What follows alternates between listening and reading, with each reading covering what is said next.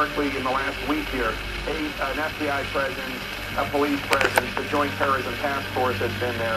It is unusual that there would be FBI involved in a crime in Watertown, Massachusetts, if this were not a federal issue, obviously. And that's why we are now covering this and why I'm up in the middle of the night. But in terms of facts that we know for certain, we do not know that what's going on in Watertown or in Cambridge is necessarily related to what happened here on Monday. And Jake, I do want to keep you talking on this because there is so much activity behind you and, of course, so much interest, and we're going right across the globe. A lot of people hoping that this would be a good conclusion to what had happened at the Boston on Monday at the marathon. Of course, we emphasize that no official link has been made here at all, but if we might just go back over what we do know, because there is comfort in knowing that these two suspects have been taken into custody, whoever they may be. 5 o'clock Eastern time this evening, and right now it's roughly 1:30 in the morning here in Boston, Massachusetts. Since that time, the FBI has released photographs of two individuals whom they suspect to be suspects in the Boston terrorist attack. Since that time, that announcement was made shortly after 5 o'clock Eastern p.m. this evening. There was another photograph that the New York Times verified that seemed to have been an even better picture, an even better image of one of the suspects, the one with the white baseball cap as opposed to the one with the black baseball cap. That individual's face was seen better in a picture that was posted on Facebook, and the person, you're looking at the picture right now, there you go. And that person who posted that on Facebook said, any confirmation from any official source on this scene as to whom was taken into custody here and for what crime. As Jake was saying, these are very close to the shootings at MIT. The shooting at MIT, in fact, was just basically straight up the road, Massachusetts Avenue, by several miles. But again, all we know is that the shooting happened there. The police ran to this location. We talked to several witnesses, and you had on your air many reports of gunshots, descriptions of guns being fired, but nothing that is linking any of these crimes. All right, our Drew Griffin, there's still a chaotic scene where he is. Let's go back to our Jake Tapper, because I understand, Jake, you have an update on this. Yeah, I just want to clear up some of the information. Obviously, in a situation like this, it's very fluid. We hear things on the police scanner.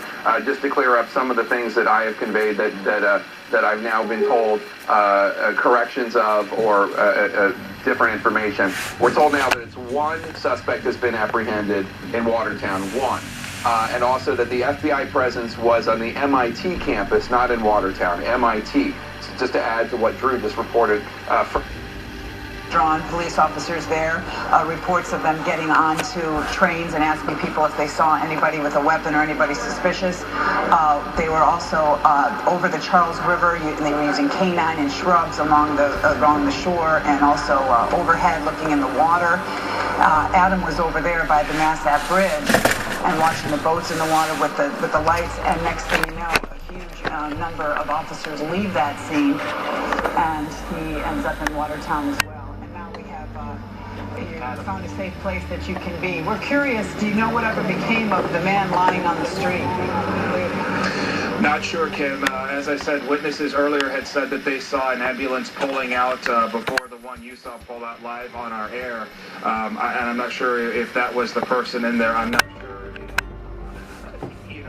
what we're exactly. I think we're looking at. These are live pictures. I have a monitor here in the news truck that's back to us. That's live pictures. Anyway. Those are live pictures from some other camera. Okay, so we are getting live pictures from another camera of the scene here, but Going back to what I'm sorry, I've lost my train of thought. I'm sorry. Let me just tell you. What the bum bum? 7 News truck. You can see the scene on the other side of me. We had one police officer tell us that as long as we were close to the truck here, that we could hang out and continue to broadcast to you for as long as that lasts. I'm not sure. I can see a car that just pulled up with 2 FBI agents inside. I'm not sure where they're going. It seems like there's an FBI agent running toward where they set up the yellow tape, running toward the end of the crime scene. We have seen in the last few minutes several of the police cars and that ambulance leaving the scene. That's not to say that they've cleared the scene by any means. In fact, it just keeps getting bigger and bigger. We happen to be inside the scene right now, technically, and the only reason is because our truck is here, and they told us as long as we stay close to our truck, that we'll be all right.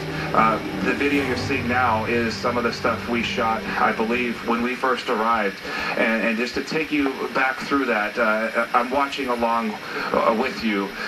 This is when we arrived, and we found ourselves in the crime scene. Police cars in front of us. There are the officers with their guns drawn.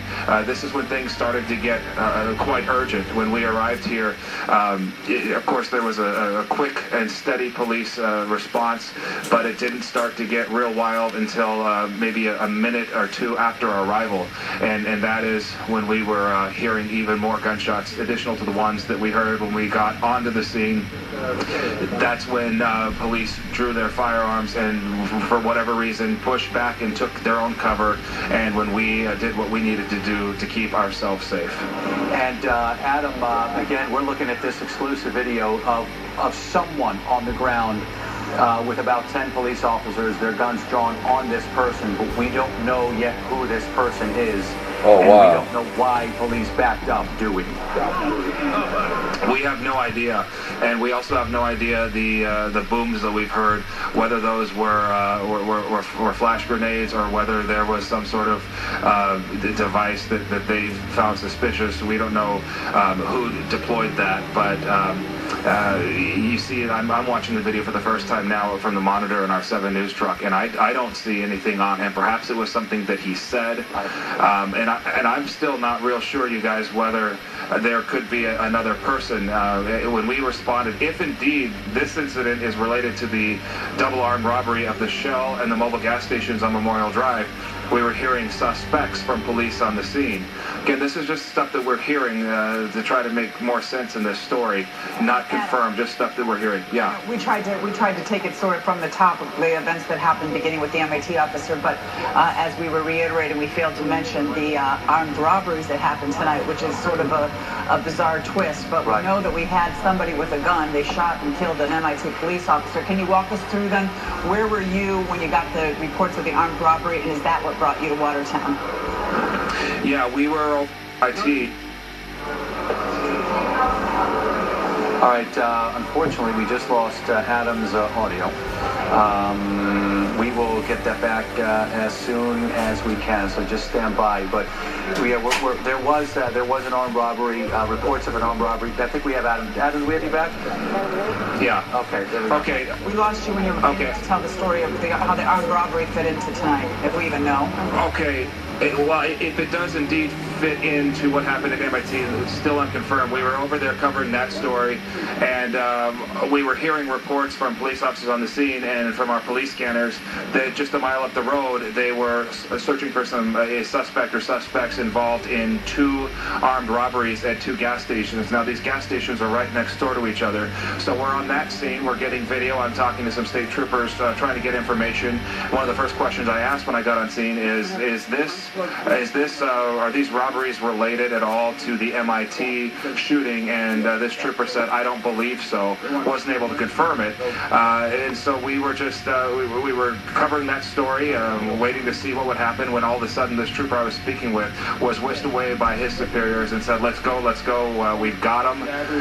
And that's when we went to Watertown, and on our way over here, listening to police scanners, we were hearing reports of shots fired. Again, this was not confirmed. This is just what we were hearing. coming. Of course, when we hear that, we are going to go and make a move to try to see if indeed that was going on.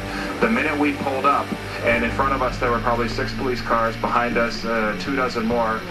When we pulled up, that's when we heard boom, boom, boom, boom, boom, boom, and of course that's enough to rattle anyone's nerves. And but it was down a street. It was probably half a block from us. But you could smell in the air, you could smell what smelled like gunpowder, some sort of electrical smell, or burned rubber, I should say. I smelled something odd in the air after I heard that round of shots or explosions, whatever it was. And then at that point, that's when we got on the phone with you. We got on the air right away. And within minutes of that, we heard more gunfire. And then as we were on the air with you, my photographer had pointed out that 10 feet in front of us, officers were grabbing their guns and they were pointing them in the direction down that street where you saw that suspect. And what was frightening was seeing how the officers were, all of them, I'll just throw a number between 8 and 12, backing up as if this person was threatening them.